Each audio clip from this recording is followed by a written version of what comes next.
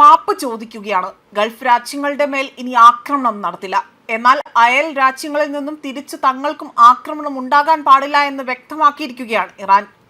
ഒരാഴ്ചയായി തന്നെ ഗൾഫ് രാജ്യങ്ങളിൽ ശക്തമായ ആക്രമണമാണ് ഇറാൻ നടത്തിയത്.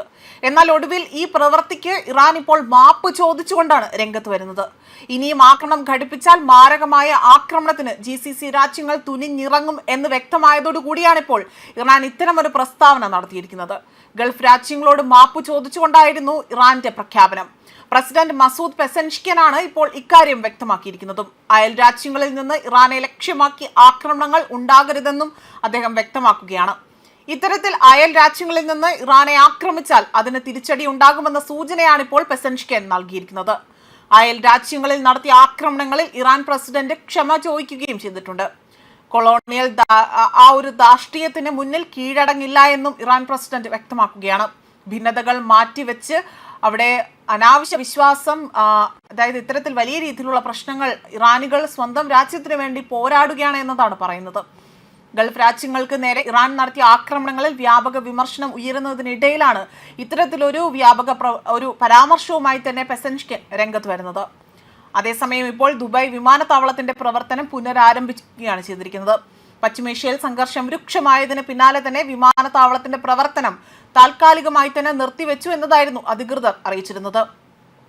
ഡ്രോൺ മിസൈൽ ആക്രമണം അത് തടഞ്ഞപ്പോൾ തന്നെ ഏതാനും അവശിഷ്ടങ്ങൾ വിമാനത്താവളത്തിനുള്ളിൽ തന്നെ വീണതിന് പിന്നാലെയാണ് ഇക്കാര്യത്തിൽ വലിയൊരു രീതിയിൽ, അതായത് ഇത്തരത്തിൽ വിമാനത്താവളം അടച്ചിടേണ്ട ഒരു അവസ്ഥയ്ക്ക് വന്നതെന്നതാണ് റിപ്പോർട്ടുകൾ സൂചിപ്പിക്കുന്നത്. ഇക്കാര്യത്തിൽ ഔദ്യോഗികമായ അറിയിപ്പ് ഇതുവരെയും ഉണ്ടായിട്ടില്ല എന്നും വ്യക്തമാക്കുന്നുണ്ട്.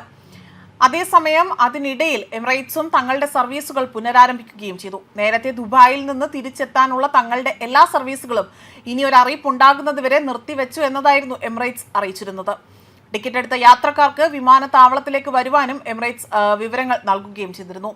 അതേസമയം ശത്രുവിനെ തകർക്കാൻ കഴിവുള്ള കൂറ്റൻ മിസൈലുകളാണ് ഇപ്പോൾ സജ്ജമാക്കിയിരിക്കുന്നത്. മാത്രമല്ല, ഇസ്രായേലിന് മേലെ യുദ്ധഭീഷണി അല്ലെങ്കിൽ യുദ്ധ സന്ദേശവുമായി തന്നെയാണ് ഖൊമൈനിയുടെ എക്സ് അക്കൗണ്ടിലൂടെ തന്നെ അവിടുത്തെ മറ്റ് ഉദ്യോഗസ്ഥർ വലിയ രീതിയിലുള്ള ഭീഷണികൾ മുഴക്കിയിരിക്കുന്നത്.